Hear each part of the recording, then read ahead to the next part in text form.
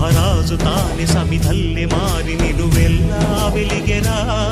భోగాన్ని విడిచి త్యాగాన్ని వలచి తాపసిగా నిలిచెరా.